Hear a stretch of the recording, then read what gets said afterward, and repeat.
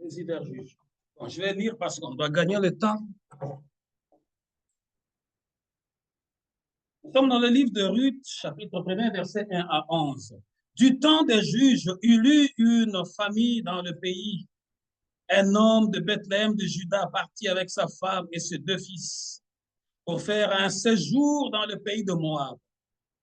Le nom de cet homme était Elimelech, celui de sa femme Naomi et ses deux fils s'appelaient Machlon et Kiljon. Ils étaient Éphrasiens de Bethléem de Juda, arrivés au pays de Moab. Ils y fixèrent leur demeure. Elimelech, mari de Naomi, mourut et elle resta avec ses deux fils. Ils prirent deux femmes moabites, dont l'une se nommait Orpa et l'autre Ruth, et ils habitèrent là environ 10 ans. Machlon et Kiljon moururent aussi tous les deux, et Naomi resta privée de ses deux fils et de son mari. Verset 6. Puis elle se leva et ses belles-filles, afin de quitter le pays de Moab, car elle a appris au pays de Moab que l'Éternel avait visité son peuple et lui avait donné du pain. Elle sortit du lieu qu'elle habitait, accompagnée de ses deux belles-filles, et elle s'est mise en route pour retourner dans le pays de Juda. Naomi dit alors à ses deux belles-filles, allez, que chacune retourne à la maison de sa mère, que l'Éternel use de bonté envers vous, comme vous l'avez fait envers ceux qui sont morts et envers vous. Que l'Éternel fasse trouver à chacune du repos dans la maison d'un mari, et les baisa. Elles élevèrent la voix et pleurèrent, et elles lui dirent, non, nous irons avec toi vers ton peuple. Naomi dit, retournez mes filles, pourquoi viendrez-vous avec moi? Ai-je encore dans mon sein de fils qui puissent devenir vos maris?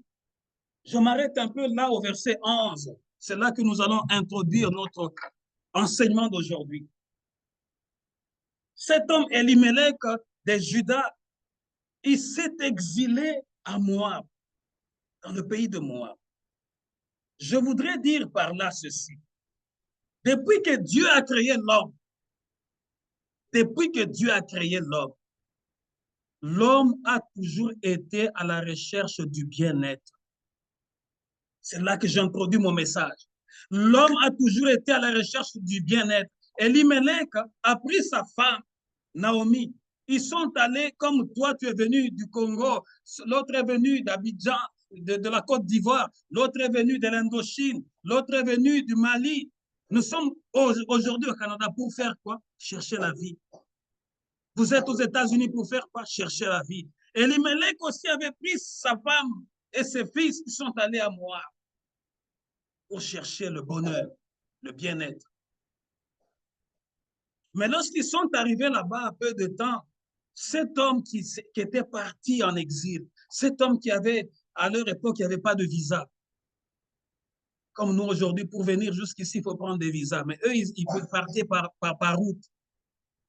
Mais après avoir été là-bas pour chercher le bonheur, parce qu'il avait fui la famine à Bethléem, après, il est fini par mourir. Il a laissé 2 enfants. Mais ces 2 enfants, ils se sont mariés aux filles de cette ville-là, de ce pays-là. Ils se sont mariés à 2 Moabites. Quelque temps après, les 2 fils aussi, ils sont morts sans laisser de descendants. Maintenant, écoute ce que leur belle-mère leur dit. Il dit, puis elle s'éleva, elle et ses belles-filles, afin de quitter le pays de Moab, car elle avait appris au pays de Moab que l'Éternel avait visité son peuple et lui avait donné du pain.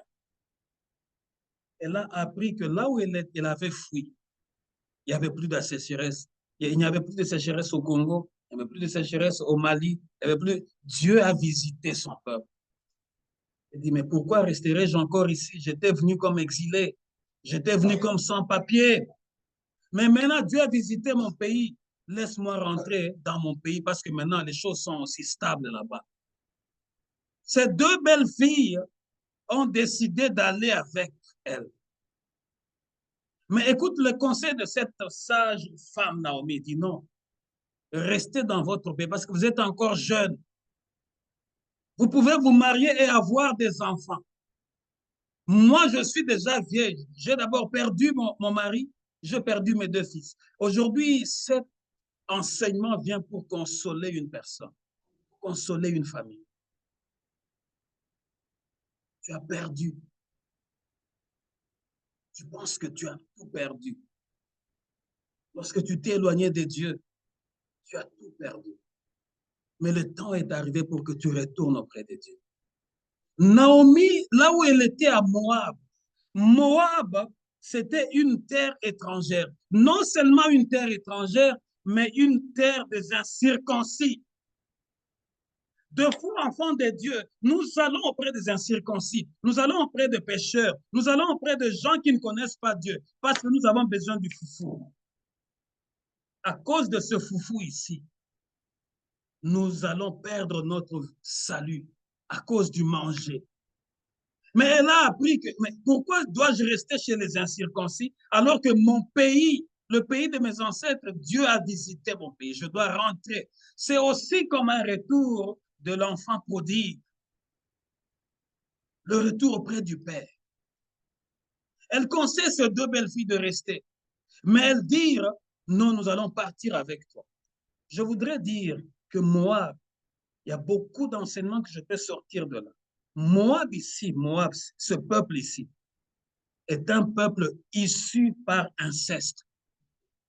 Son départ déjà était mauvais, biaisé. C'est un peuple issu par inceste. Moab, c'est le fils de Lot et de sa fille aînée. Donc déjà, c'est un peuple maudit. C'est un peuple issu par inceste. La fille aînée de Lot a eu cet enfant avec son père. Maintenant, Naomi dit non, je vais rentrer à Bethléem parce que Dieu a visité mon peuple. Mais je voudrais vous dire que cette histoire est en train de se passer 12 siècles avant que Jésus-Christ ne vienne naître à Bethléem. Or, Bethléem veut dire la maison du pain. Il y a de noms prophétiques.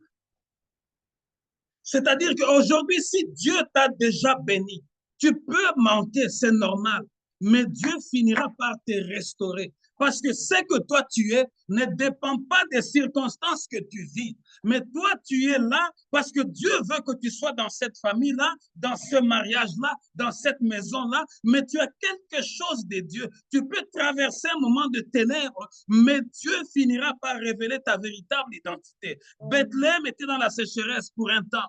Mais Dieu a fini par redonner à Bethléem son véritable sens, la maison du pain. Ils sont rentrés à Bethléem. Nous allons maintenant continuer. Et aussi, je voudrais encore ajouter un autre point. Parce que dans ce que nous allons découvrir aujourd'hui, dans cette histoire, dans le livre de Ruth, il y a 3 personnages importants. Il y a Naomi, il y a Ruth et il y a Boaz. Les 3 personnages. Mais le nom qui est le plus cité, c'est le nom de Ruth, la Moabite. Elle vient d'un pays étranger. Elle vient d'un pays qui n'était pas dans l'alliance avec Dieu.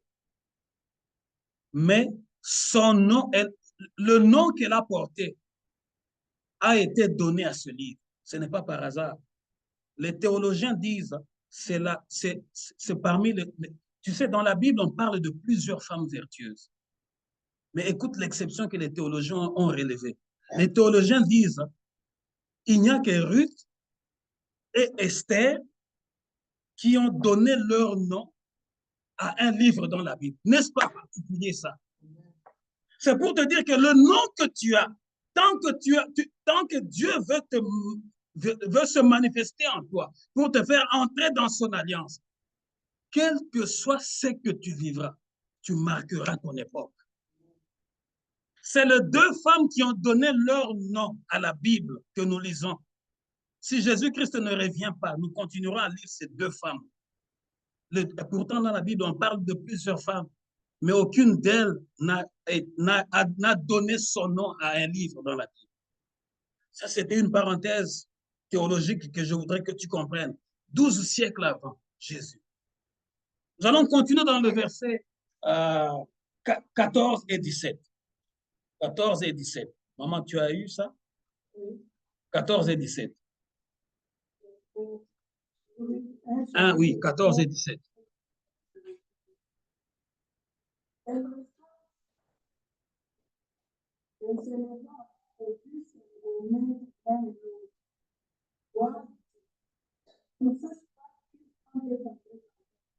Non, non, 14 jusqu'à 17. 14, 1, Ruth 1, 14 jusqu'au verset 17.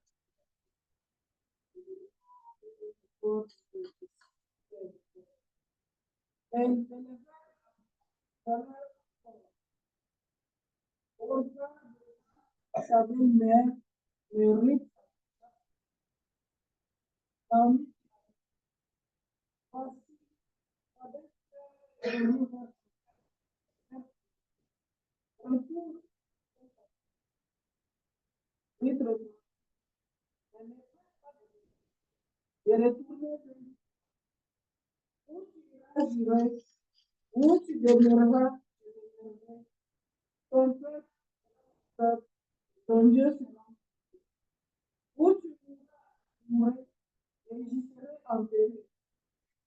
Et l'Éternel mettra dans toute la terre qui porte Amen. Et elles élevèrent la voix et pleurèrent encore. Orpa baisa sa belle-mère, mais Ruth s'attacha à elle. C'était dans une circonstance de deuil. C'est vrai que tu es en train de sortir dans une circonstance de deuil. C'est normal d'élever la voix et de pleurer. Mais seulement, il faut prendre de bonnes résolutions. Pendant ces pleurs-là, pendant ces chagrins-là, ne murmure pas contre ton Dieu. Est-ce que je parle à quelqu'un aujourd'hui? C'est normal de pleurer, c'est normal que ton cœur se déchire, mais ne murmure pas contre ton Dieu. Elles élevèrent la voix et pleurèrent ensemble, les trois femmes, Naomi, Orpa et Ruth. Je voudrais dire à quelqu'un aujourd'hui que Ruth, son nom signifie amitié. Vous savez, des noms ont des symboliques dans la Bible. Le nom de Ruth signifie amitié. Le nom de Naomi signifie grâce. Grâce. Agréable. Amen. Elles pleurèrent, mais Ruth s'attacha à elle. Naomi dit à Ruth, voici ta belle-sœur est retournée vers son peuple et vers ses dieux. Retourne comme ta belle-sœur. Ruth répondit, ne me presse pas de te laisser, de retourner loin de toi. Où tu iras, j'irai. Où tu demeureras, je demeurerai. Ton peuple sera mon peuple et ton Dieu sera mon Dieu. Oh, quelle parole! Ne me presse pas d'agir comme Orpa.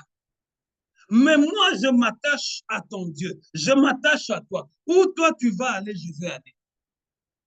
Je m'attache à toi. Où toi tu vas mourir, je vais mourir. Je vais encore dire quelque chose d'important. Suivez-moi. Il s'agit ici de la loyauté. La loyauté. La loyauté, c'est quoi? C'est-à-dire que quand tu regardes la personne, tu n'as encore rien vu de ce que Dieu peut faire dans cette personne-là. Mais tu t'attaches à sa vision. Est-ce que je parle à quelqu'un aujourd'hui? C'est-à-dire que tu n'as encore rien vu de ce que Dieu a caché derrière le voile. Mais toi, en toi, tu sens que cet homme-là, tu sens que cette femme-là a quelque chose de Dieu. Je m'attacherai à lui, je m'attacherai à elle, quel que soit le vent, quelle que soit la tempête. Écoute, il y avait deux belles filles. Il y avait Orpa et il y avait Ruth. Les deux sont de Moabites, sont étrangères à la volonté, à l'alliance de Dieu. Les deux servent de Dieu étrangers. Voilà pourquoi leur belle-mère, connaissant qu'ils étaient dans un pays de païens, il dit, allez vers votre peuple, allez servir vos dieux. Elles ont pleuré ensemble, mais Orpa a pris la décision de partir. Ruth a dit, non, moi je n'irai pas loin de toi. La loyauté n'est pas donnée à tout le monde. Faites attention aux gens qui s'attachent à vous vers la fin du film. Est-ce que je parle à quelqu'un aujourd'hui? Tu vois, quand le film commence, l'acteur principal est malmené, il est saboté, il est éclaboussé. Mais à la fin du film, c'est l'acteur principal qui va rester dans un château avec des voitures de luxe, avec des servantes et des serviteurs. Faites attention aux gens qui viennent vous s'attacher à vous à la fin du film. Soyez avec les gens qui commencent avec vous lorsqu'il n'y a encore rien, lorsque les choses sont encore informes, lorsque les choses sont encore vides, lorsqu'on ne voit encore rien là-bas. La même chose aussi, c'est pour les serviteurs de Dieu. Que les serviteurs de Dieu fassent attention aux gens qui viennent dans leur ministère parce qu'il y a un parking plein, parce qu'il y a des synthés, il y a une grande chorale. Ces gens-là, ils vont partir de la même manière qu'ils sont venus. Parce qu'ils ne sont pas venus d'une manière loyale, mais ils sont venus parce qu'ils ont vu que là-bas, il y a une forme de gloire. Si j'ouvre cette parenthèse pour que vous puissiez la noter, faites attention aux gens qui vous fréquentent et qui entrent dans votre vie. Est-ce qu'ils seront vraiment loyaux lorsque tu seras dans la position de Naomi?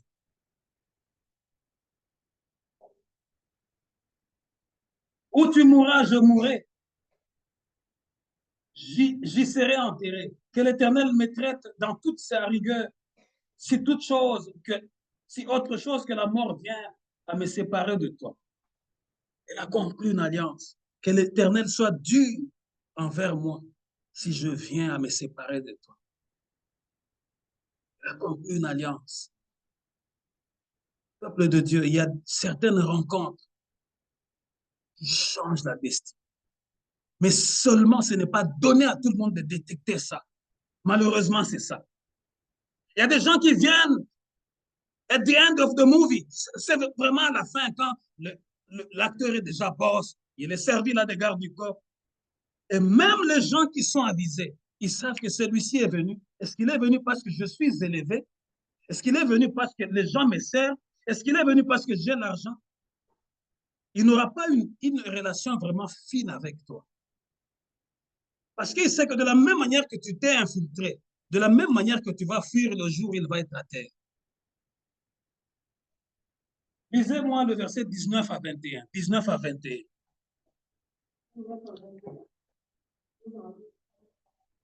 Elles firent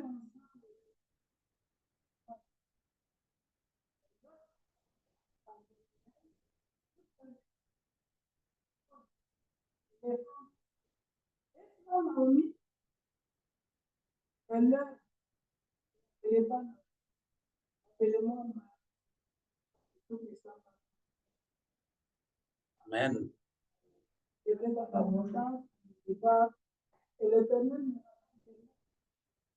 pourquoi m'appelez après l'Éternel, c'est commencé et que Amen. Amen. On s'arrête là.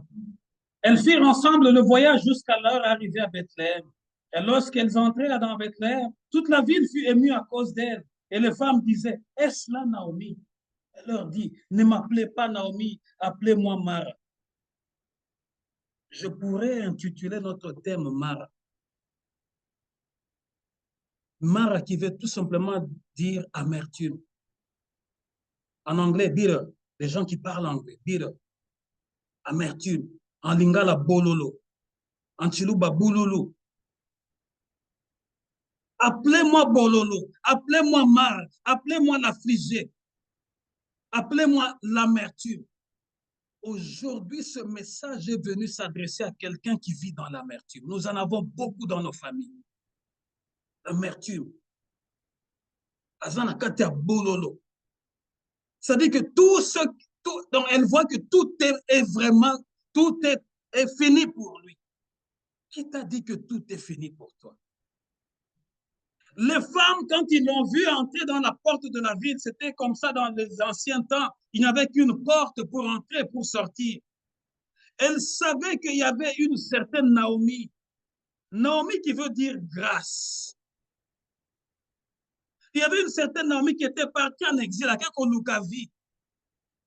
Comme nous sommes venus au Canada, comme les gens sont allés en France, comme les gens.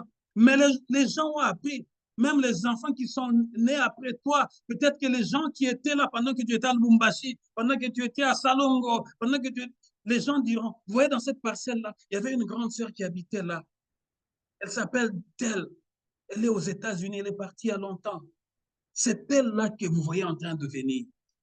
Les gens ont appris que c'est elle qui est en train de venir. Les gens l'ont vu partir avec son mari, avec ses enfants. Mais les gens la voient en train de venir seule, avec une autre personne à ses côtés. Est-ce que ce n'est pas là Naomi? C'est la même question que les gens se posent. Deux fois lorsqu'ils nous voient à distance. Dans cette position où tu es, ils commencent à se dire, est-ce que ce n'est pas lui? Parce que tu es dans une position de faiblesse.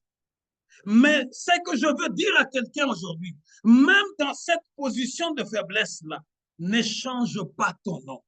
Ne murmure pas contre l'Éternel, parce que Dieu, les bontés de l'Éternel ne sont pas encore à leur fin. Ne sois pas là en train d'imaginer que c'est toi qui vas changer le plan de Dieu. Non, toi, tu ne peux pas changer le plan de Dieu. Toi, tu dois t'intégrer dans le plan de Dieu. Est-ce que je parle à quelqu'un aujourd'hui? Que tu sois aux États-Unis, que tu sois à Montréal, ne t'éloigne pas du plan de Dieu. Intègre-toi seulement. Ça peut être amer, ça peut être bitter, ça peut être bololo, mais toi, intègre-toi dans cette douleur-là. Ne murmure pas contre l'Éternel. Ne pêche pas contre l'Éternel. Les gens vont te montrer, oui, c'est leur parcelle. Oui, on le connaissait. Ils avaient de voitures, ils avaient ceci. Mais comment aujourd'hui elles rentrent à pied? Parce que ça ne te ressemble pas. Oui, c'est pour un temps que c'est arrivé.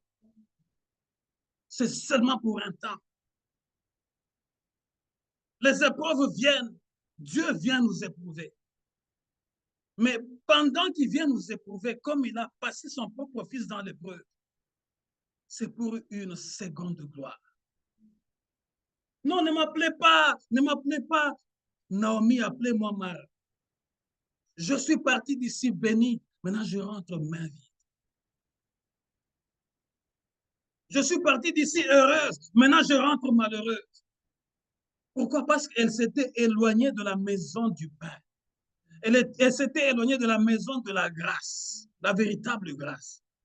Aujourd'hui, je te prie de t'examiner de près.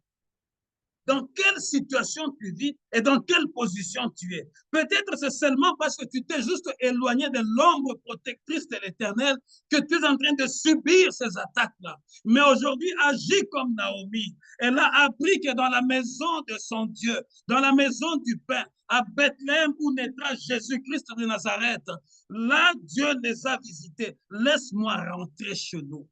Aujourd'hui aussi, ce message est venu pour que tu rentres au pied du Seigneur.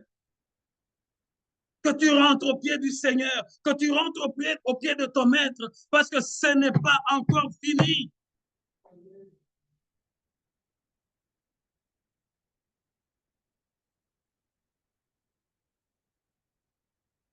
Lorsque les mauvaises pensées te disent que c'est fini, chasse ces mauvaises pensées, ce n'est pas fini.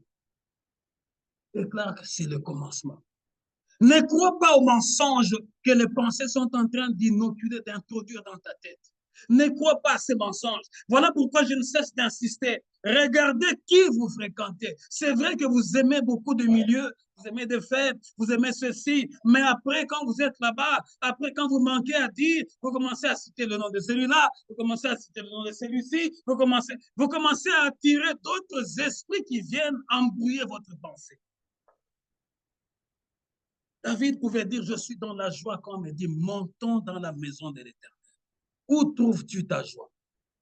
Voilà pourquoi nous sommes dans une période où peu comprennent le message de l'Éternel, où plusieurs sont attirés par leurs sentiments de cœur. Aujourd'hui, elle peut être chaude pour venir à la prière. Demain, elle va se refroidir, mais elle va évoquer mille et une raisons. Mille et une raisons. Ne crois pas aux pensées mensongères.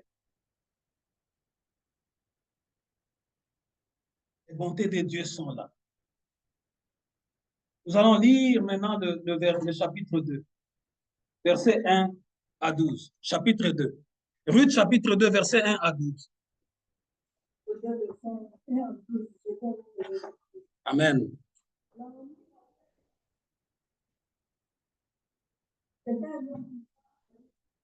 De la famille et qui se nommait Boaz. Ruth la Moabite dit à Naomi, laisse-moi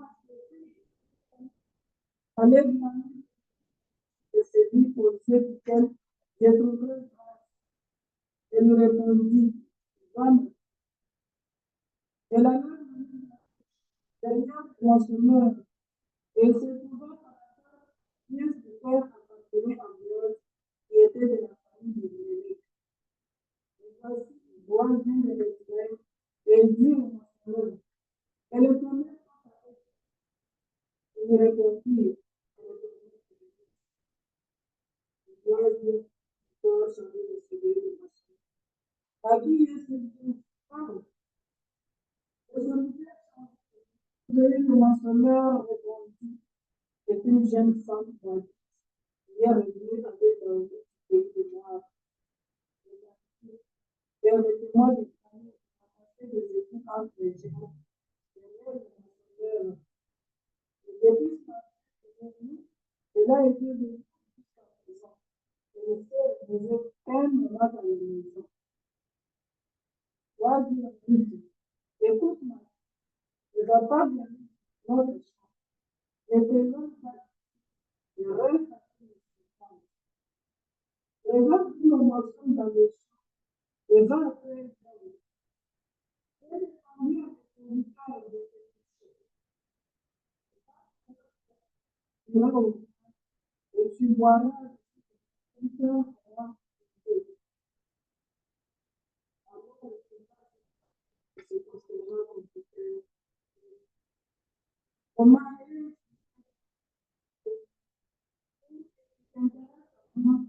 à moi?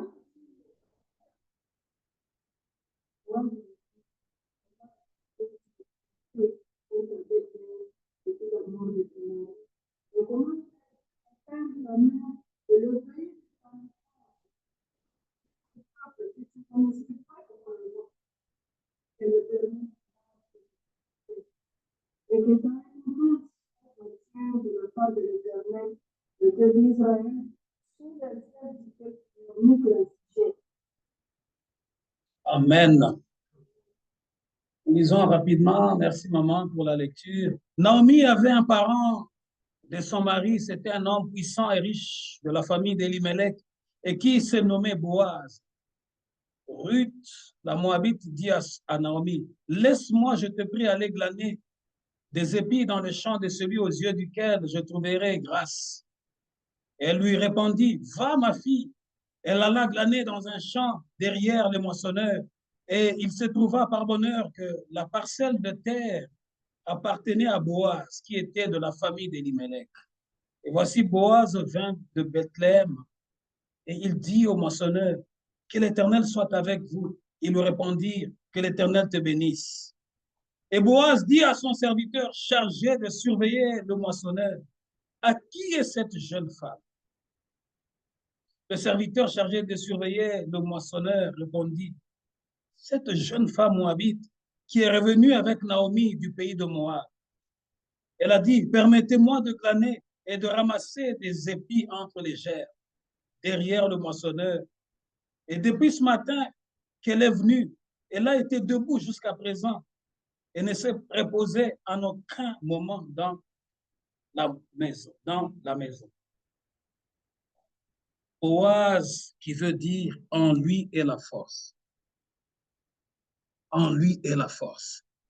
Regarde comment Dieu est en train d'aligner les événements.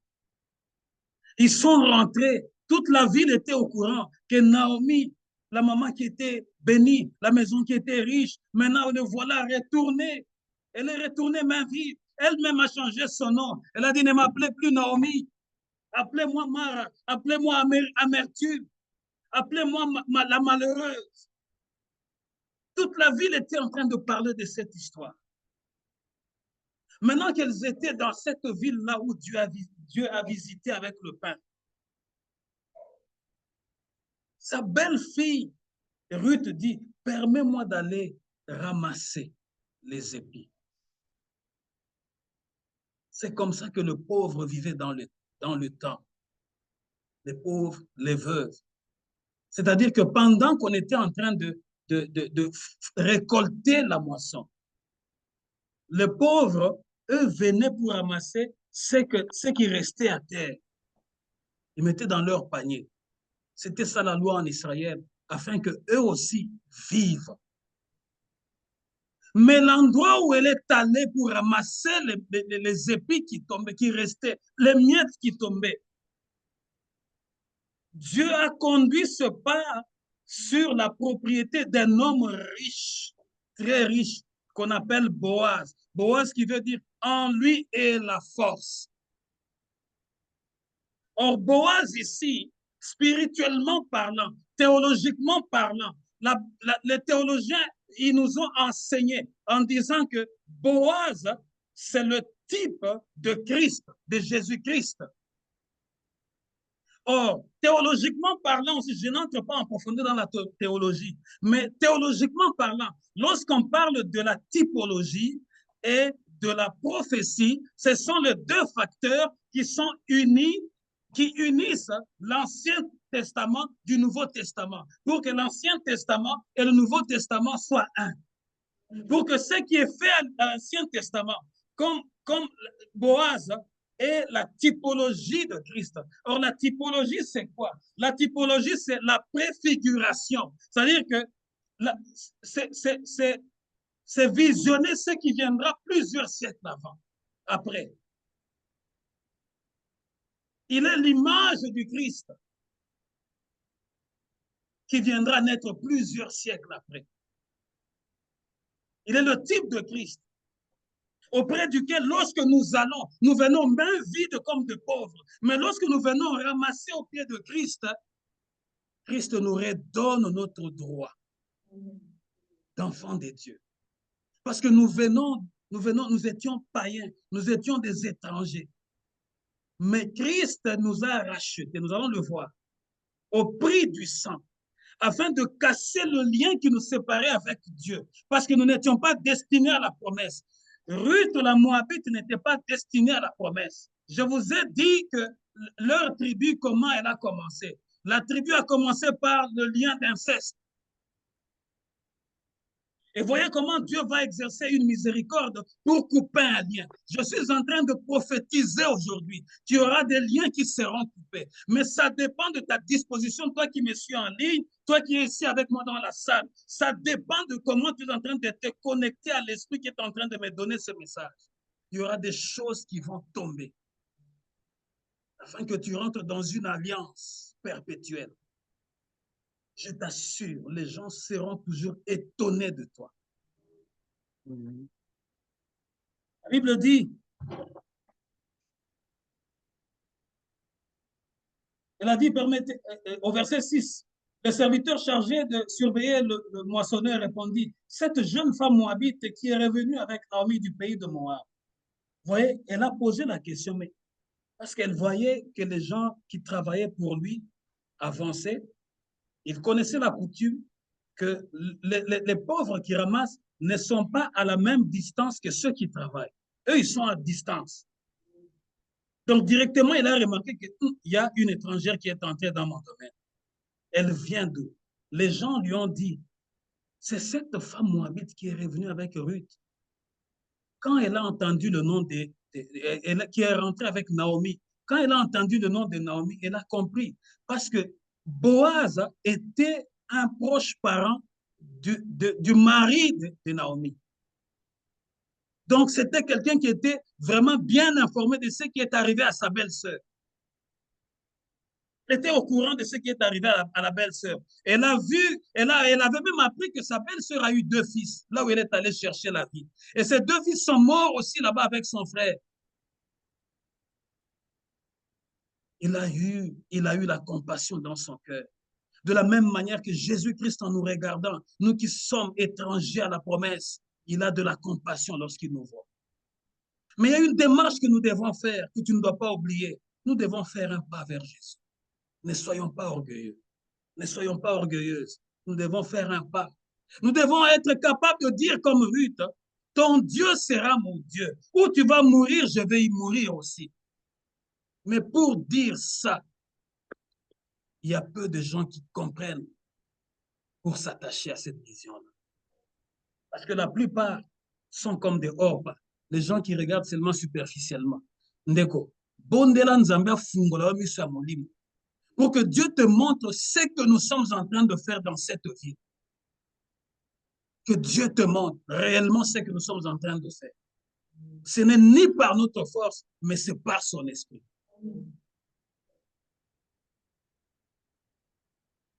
Elle a dit, permettez-moi de glaner et de ramasser des épis entre les gerbes derrière le moissonneur. Et depuis ce matin qu'elle est venue, elle a été debout jusqu'à présent et ne s'est reposée qu'un moment dans la maison. Je ne veux pas parler du mariage, parce que c'est le même message aussi de la délivrance. Nous le prêchons, nous pouvons prendre des éléments pour prêcher pendant le service du mariage. Mais vous voyez que cette femme moabite avait plusieurs vertus. Au verset 7 ici, les enfants de la promesse, les Bethléemites, ils ont constaté à une étrangère qui est étrangère à l'alliance de Dieu. Ils ont constaté que c'est une femme vertueuse. Est-ce que c'est le cas avec toi, que l'on constate vraiment que cette femme est une femme vertueuse? Ndeko, mais ce sont tes œuvres qui vont faire que ton pasteur constate que cette femme a un cœur sincère. C'est ta façon de te tenir dans le service que l'esprit va révéler que cette femme ici, elle est différente. Sans flatterie. Ça, je ferme cette parenthèse. Continuons rapidement dans le verset 11 à 12. Verset 10. Alors elle tomba sur sa face et se prosterna contre terre et lui dit, comment ai-je trouvé grâce à tes yeux pour que tu t'intéresses à moi, qui suis une étrangère? Boaz lui répondit, on m'a rapporté tout ce que tu as fait pour ta belle-mère depuis la mort de ton mari et comment tu as quitté ton père et ta mère et le pays de ta naissance pour aller vers un peuple que tu ne connaissais point auparavant. Que l'Éternel te rende ce que tu as fait et que ta récompense soit entière de la part de l'Éternel, le Dieu d'Israël, sous les ailes duquel tu es venu te réfugier. Maintenant, je vais te poser la question. Pendant le temps de trouble, tu t'es réfugié auprès de qui? C'est vrai, tu vas dire non, oui, aujourd'hui, Dieu m'a béni, j'ai un mari. Ça me suffit déjà là. Et je te dis que tu te trompes. Ton mari est un humain. Dieu va le retirer le souffle un jour. Ta femme aussi, Dieu va retirer le souffle un jour. Mais si tu te réfugies auprès de Dieu, tu ne changeras jamais ton nom. Tu ne t'appelleras pas. Il y a beaucoup de gens qui sont autour de nous, remplis de... Avant même que je puisse recevoir ce message par la grâce du Saint-Esprit, j'ai donné un message fort à mon épouse à propos d'amertume. Il y a des fois, moi, je reçois des messages, c'est une grâce que j'ai. Je dis, tel, ils sont dans ça. Et, oh, il y a d'autres choses que le Saint-Esprit ne nous permet pas de dire. Parce que lorsque, oh, lorsque l'apôtre Jean a été amené à Patmos, oh, l'Esprit de Dieu a commencé à lui montrer beaucoup de choses. Mais Dieu lui a dit ceci. Il y a certaines choses que je te montre ici, tu ne le diras pas. Tu ne le diras pas. Garde-le scellé jusqu'à la fin. Il y a des choses que je suis permis de dire, mais il y a certaines choses que je ne suis pas permis de dire. Je regarde seulement les gens, j'ai juste pitié parce qu'ils sont dans l'amertume. Verset 19, Ruth 2, 19 à 20.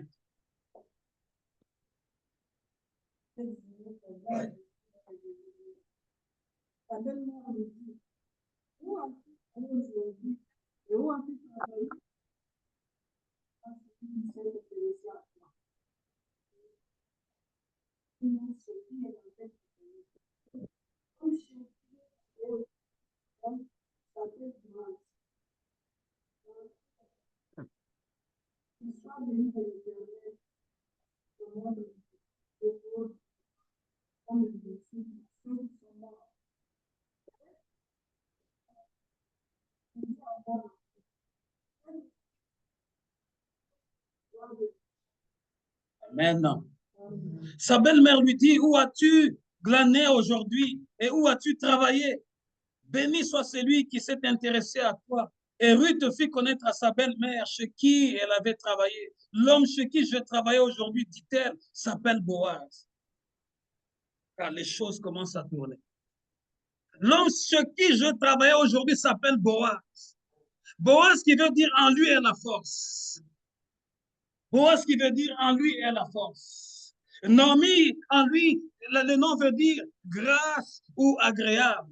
Et Ruth, son nom veut dire amitié. Regarde comment Dieu est en train de connecter les gens. Grâce et agréable, et amitié qui s'est attachée à Ruth fidèlement parce qu'elle ne savait pas ce qui allait arriver plus tard, mais elle croyait que le Dieu de Naomi, c'est le véritable Dieu d'Israël. Peuple de Dieu, faites attention. Ce n'est pas la foule qui triomphe, mais c'est l'Esprit de Dieu qui cache les choses, qui finit toujours par triompher. Faites attention à vos choix. Faites attention à vos choix. Regarde comment l'alignement est en train de se faire entre celui qui s'appelle agréable et la grâce, entre celui qui s'appelle en lui est la force et celui qui est l'amitié.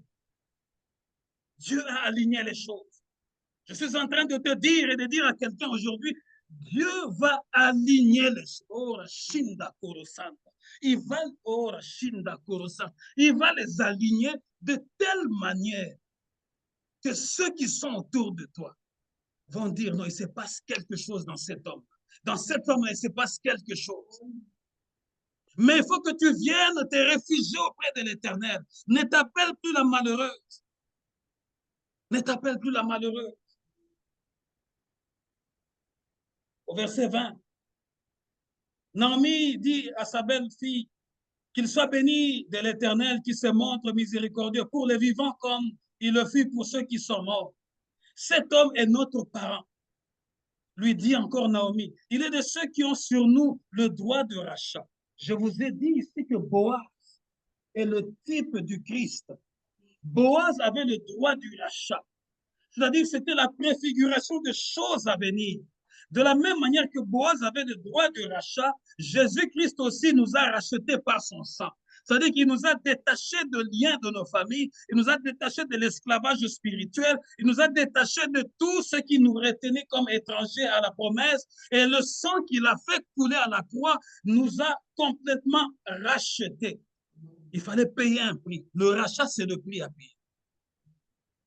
Le rachat ou la rédemption. Je me rappelle le jour Maman Sandra Chilling était ici avec Maman Françoise, je l'ai montré les prospectus de notre assemblée. Si elle se souvient bien, si tu regardes le nom de notre assemblée, il est écrit là, Église du Christ Rédempteur.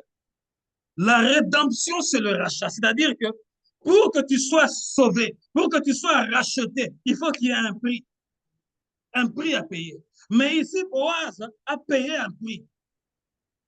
Mais Jésus aussi, quand il naîtra 12 siècles plus tard, il a payé un grand prix, le sang. Le sang qui parle mieux que le sang d'Abel. Allons-y lire dans le livre de Ruth, c'est là qu'on va chuter. Ruth, chapitre 4. On va lire versets 9 à 11, et puis on va pratiquement le lire tout. D'abord, commençons par 9 à 11. Ruth 4.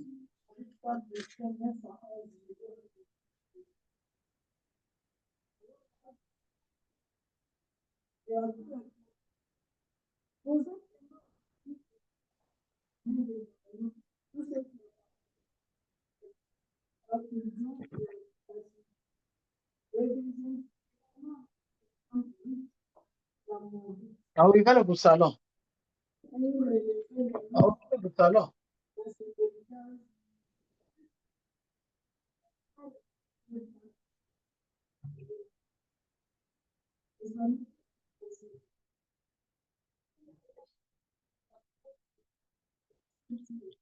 Nos enfants, et l'Éternel, semblable à Rachel et à Léa, qui toutes les deux ont bâti la maison d'Israël. Vanité, et fais-toi aimer dans Bethléem. Amen. La Bible dit, alors Boaz dit aux anciens et à tout le peuple, vous êtes témoins aujourd'hui que j'ai acquis de la main de Naomi tout ce qui appartenait à Elimelech. Elimelech qui est parent de Boaz. Et cette acquisition s'est faite par un prix. Il y a eu un changement de chaussure entre Boaz et celui qui était normalement destiné à faire la transaction. Il y avait quelqu'un qui était destiné à faire cette transaction. Je veux juste survoler là-dessus. Celui qui avait la préséance, celui qui venait avant Boaz. Mais seulement, écoute, cet homme-là a accepté seulement de récupérer le champ, de racheter le champ de Naomi. Pourquoi? Parce que Naomi et lui sont tous de Bethléem. Tu comprends?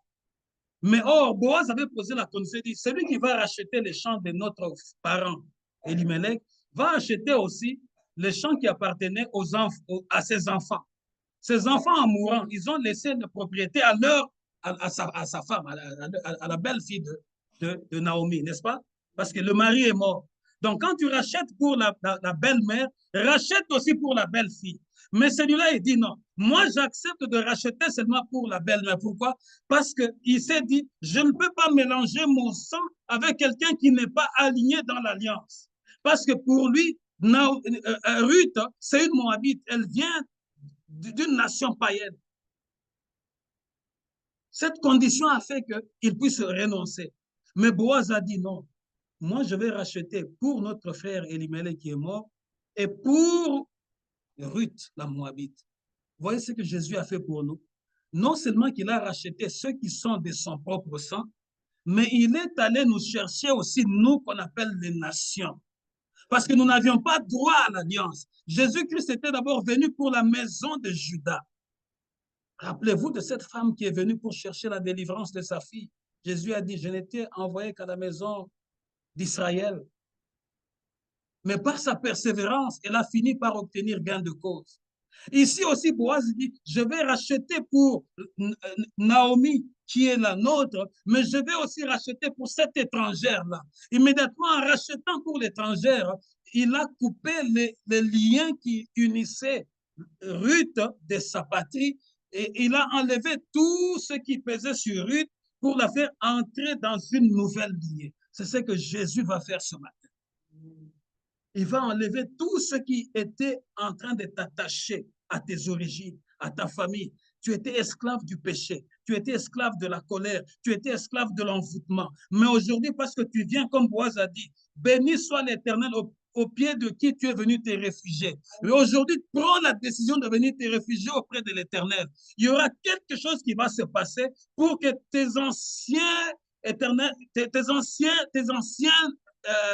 péchés, tous tes liens du passé qui persistaient sur toi, que l'Éternel puisse les enlever pour que tu rentres dans une nouvelle destinée. Il dit, et que je me suis également acquis pour femme Ruth, la Moabite, femme de Malchon, pour élever le nom du défunt dans son héritage et afin que le nom du défunt ne soit point retranché d'entre ses frères et de la porte de son lieu. Vous en êtes témoins aujourd'hui. Tout le peuple qui était à la porte et les anciens dirent, nous en sommes témoins, que l'Éternel rende la femme qui entre dans ta maison semblable à Rachel et à Léa, qui toutes les deux ont bâti la maison d'Israël. Manifeste ta force dans Ephrata et fais-toi un nom dans Bethléem. Nous sommes tous témoins que tu viens de racheter cet étranger au prix de ton argent, au prix de ta chaussure, de cet échange de chaussures. Mais le peuple bénit l'étranger. Pourquoi? Parce qu'il y a eu des liens qui sont tombés et maintenant elle était revêtue d'une nouvelle robe, la robe de gloire. Je t'assure qu'aujourd'hui, ton ancien vêtement va tomber. Dieu va te revêtir d'un nouveau manteau. Le manteau de la promesse, le manteau de l'excellence, le manteau de la grandeur. Est-ce que je parle à quelqu'un aujourd'hui? Et il compare la femme qui vient d'entrer dans l'alliance. Il dit qu'elle devienne comme Rachel et comme Léa, qui toutes les deux ont bâti la maison d'Israël. Rachel et Léa sont les deux femmes de Jacob. C'est auprès d'elles que nous avions eu les 12 tribus de Juda.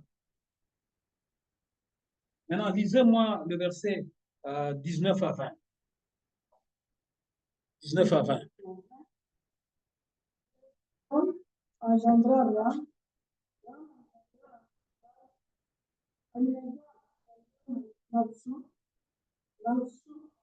Non, non, rentrons d'abord, on a un verset. Allons, lisez-moi 13 jusqu'à 17. 13 à 17.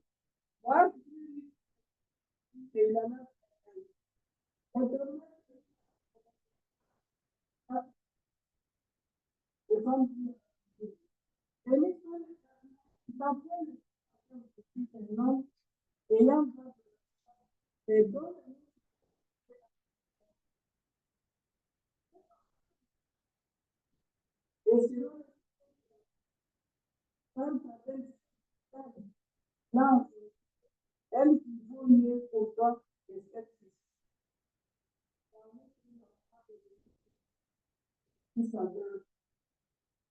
Les voisines lui donnaient un nom. Elle qui se mit à venir. Elle le père de Jésus. Oui, maintenant, lis 18 à 22. Voici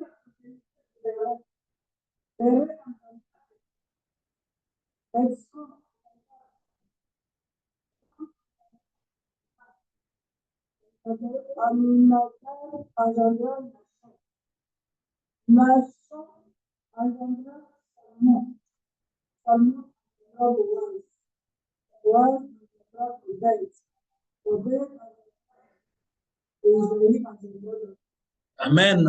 Amen. Boaz prit Ruth qui devint sa femme et il alla vers elle. L'Éternel permit à Ruth de concevoir et elle enfantant un fils. Les femmes dirent à Naomi, béni soit l'Éternel qui ne t'a point laissé manquer aujourd'hui d'un homme ayant droit de rachat et dont le nom sera célébré en Israël. Cet enfant restaurera ton âme et sera le soutien de ta vieillesse, car ta belle-fille qui t'aime l'a enfantée, elle qui vaut mieux pour toi que 7 fils. Naomi prit l'enfant et le mit sur son sein, et elle fut sa garde. Les voisines lui donnèrent un nom en disant, un fils est né à Naomi. Et elles l'appelèrent Obed. Ce fut le père d'Isaïe, père de David. Je m'arrête d'abord là. Naomi était allée à Moab. Et là, à Moab, elle a perdu son mari. Elle a perdu ses 2 fils. Elle est rentrée sous l'ombre de l'Éternel. Et là, sous l'ombre de l'Éternel, Dieu a restauré la vie de Naomi. Je voudrais te dire, les hommes du monde peuvent te combattre.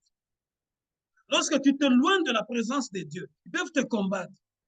Mais durant tout ce temps d'épreuve, durant tout le temps que tu connaîtras les difficultés, ne murmure pas en ton cœur. Ne change pas ton nom. Les hommes du monde peuvent essayer de retarder l'accomplissement. Ils peuvent réussir à retarder le plan de l'accomplissement de Dieu, mais ils ne réussiront pas d'anéantir l'accomplissement. Ils peuvent réussir de retarder. Nous le voyons. Il y aura beaucoup de cas. Il y aura ceci. Les gens ne voudront pas venir. Les gens voudront te saboter. Ils peuvent réussir à retarder, mais ils ne pourront jamais anéantir le plan que Dieu a écrit sur toi. Regarde le retour de ces 2 femmes. L'une qui avait réussi à changer son nom, dit, appelez-moi Amertume. C'est elle qui avait changé son nom. Mais dans le lieu le plus élevé, Dieu n'avait jamais changé son nom. Dieu qui lui avait donné le nom de Naomi qui signifie agréable, elle était toujours agréable aux yeux de l'Éternel. Est-ce que je parle à quelqu'un aujourd'hui? Sache-le que tu es agréable aux yeux de l'Éternel. Quelle que soit la position que tu occupes, Dieu va se manifester toujours. Moab, c'était la détresse. Mais Bethléem, c'était la restauration et le rachat. Moab, c'était un mauvais rapport. Moab représente l'échec. Moab représente un mauvais rapport médical que tu reçois. Moab représente les difficultés que tu peux voir. Moab représente l'écart qu'on est en train de te mettre sur ta voie pour avancer par ta famille, les gens de ta famille. D'ailleurs, Jésus-Christ l'a dit, béni soit l'Éternel. Jésus l'a dit, Chacun de nous aura comme ennemi les gens de sa propre maison. Moi, ça ne m'étonne pas que les gens s'élèvent, qu'ils montent, qu'ils fassent des réunions, qu'ils se regroupent. Moi, je reste là. Je dis, ils sont dans le trouble parce qu'ils peuvent essayer de se réunir à 1000, à 3000, à 4000, mais ne pourront jamais enlever l'huile qui coule sur ma tête. Parce que cette huile est une huile de chat, une huile de choix. J'ai été consacré bien avant même que je ne sorte dans ce monde. J'ai été mis à part. Ce que je suis en train de faire aujourd'hui n'est que l'accomplissement du cheminement que Dieu avait déjà taillé avant même que je ne sois sur la terre. Moab représente la douleur. Moab représente l'amertume. Moab représente les pleurs.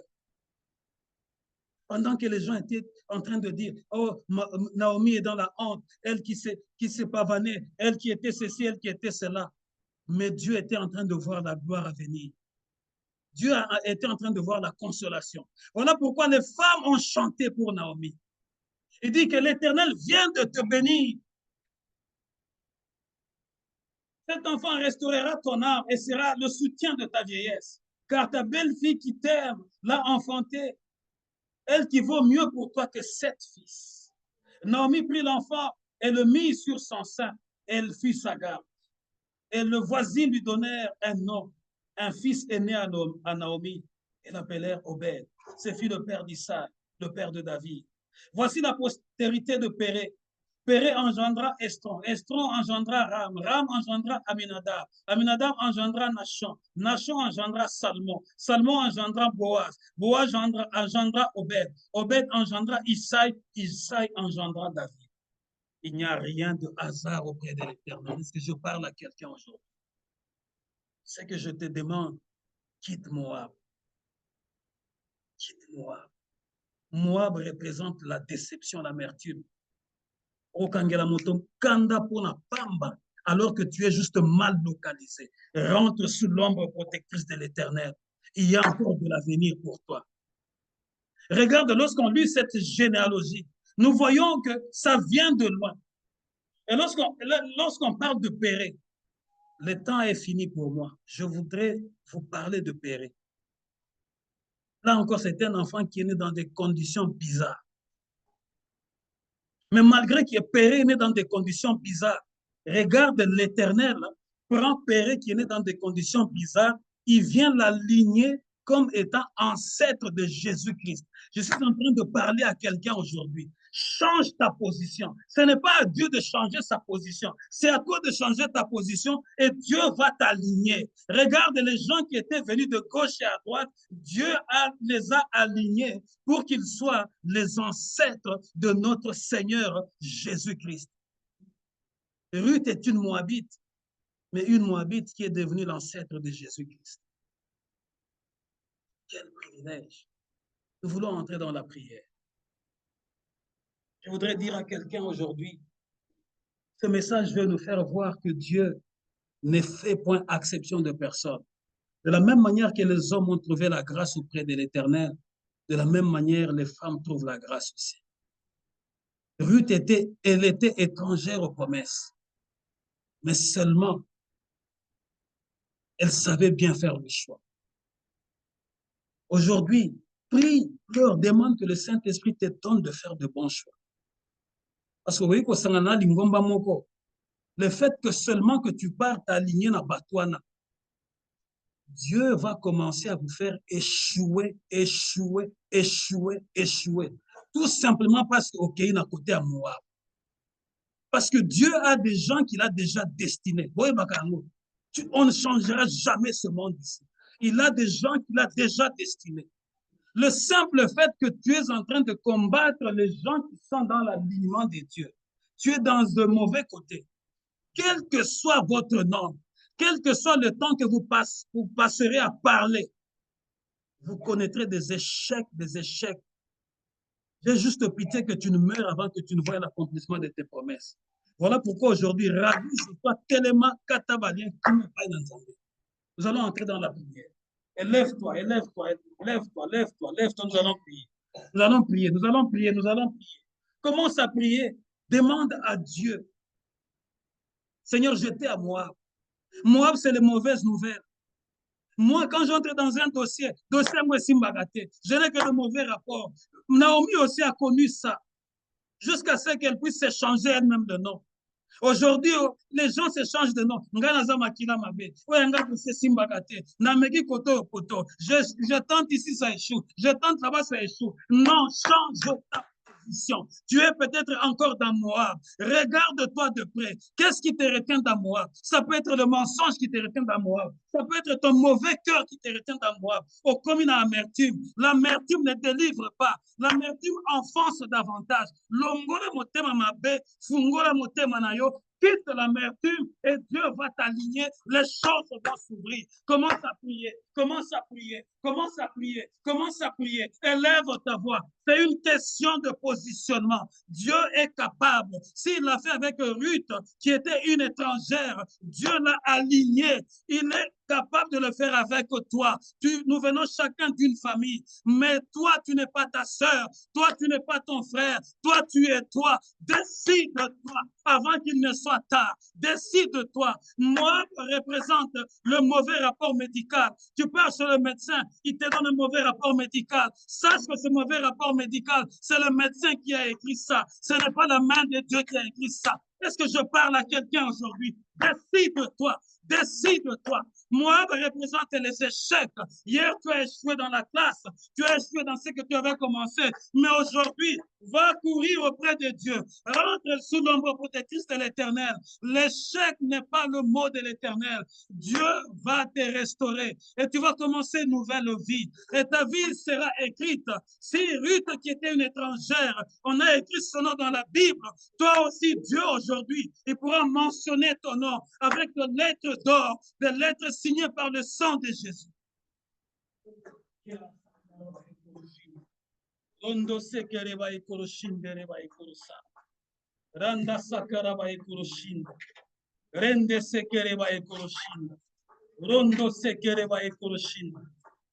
Qui pouvait croire qu'une étrangère devenir l'ancêtre de Jésus? Il n'y a que Dieu qui peut faire ça.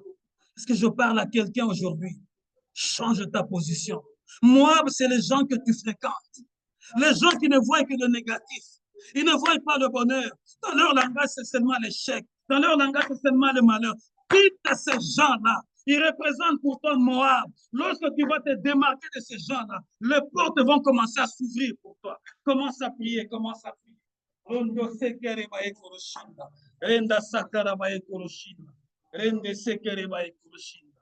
nom puissant de Jésus.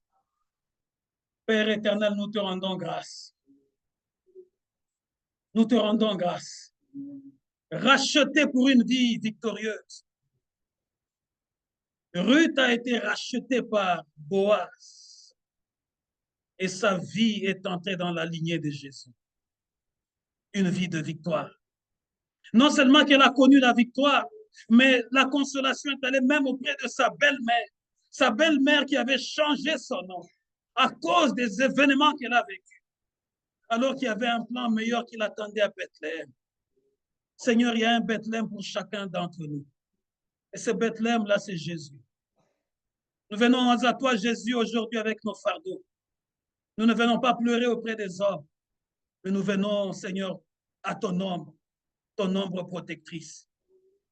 Seigneur, tu as déjà marqué notre vie. Tu l'as marqué par ton sang, Jésus. C'est vrai que les hommes du monde combattent ce ministère.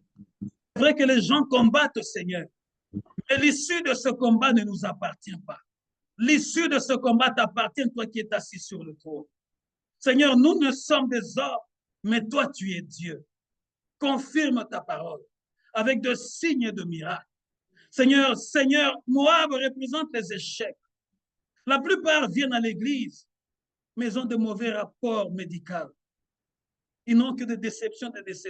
Ils ont leurs intimes, leurs amis, leurs copines. Ils partent partager leur intimité. Le médecin m'a dit ceci, le médecin m'a dit cela. Oui, l'immigration m'a dit ceci. L'immigration, c'est faux ces choses-là. Ce n'est pas Dieu qui a dit ça. C'est ton intelligence qui a dit ça. C'est les hommes qui ont dit ça. Change ta position. Va à Bethléem. Va à Bethléem. Cours auprès de Jésus. les choses changeront pour toi. Dieu va t'aligner. Les événements vont s'aligner de telle manière que tu vas t'étonner toi-même.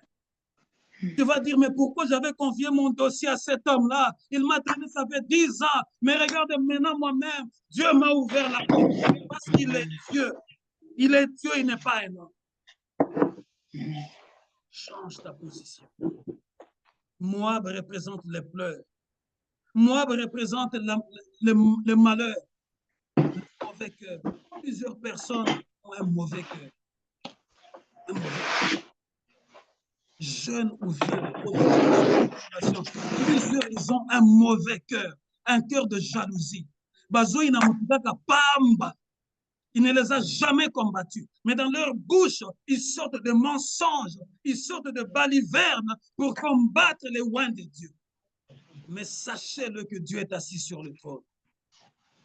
Aussi longtemps que vous allez rester dans ces choses, la Bible appelle Dieu le Dieu de la justice. Il va s'en charger lui-même. Père, je bénis tout celui qui est venu. Je bénis, Seigneur, notre Dieu, ce moment. Je prie pour que cet enseignement, Seigneur, ce message, soit le message que quelqu'un va graver dans son cœur pour toujours, pour la vie, et qui est le début d'une nouvelle saison pour une âme, Seigneur, en détresse. Ce matin, peut-être quelqu'un est venu avec un désespoir, avec une mauvaise nouvelle. Ce matin, il y a des gens qui ont pleuré à peine il y a une semaine. Je prie pour que l'amertume quitte leur cœur, s'attache à toi, Éternel. Un nouveau alignement qui commence. La grâce, la paix, le succès, le bonheur, l'élévation, la distinction dans le nom puissant de Jésus. La semaine de tout un chacun. Précède-nous dans nos activités. Marque la différence entre nous et ceux de ce monde. Au nom de Jésus, nous avons ainsi prié. Amen. À mon éternel notre Dieu. À mon éternel notre Dieu. Je vous bénisse aussi, mais. Que Dieu vous bénisse. Maman Justine, nous akubariki sana. Akubariki papa. Akubariki sana na batoto na bankana yako bote. Amen. Je vous bénisse aussi, papa. Merci. Dieu vous bénisse tous partout où vous êtes. Merci. Retenez ce message. Amen.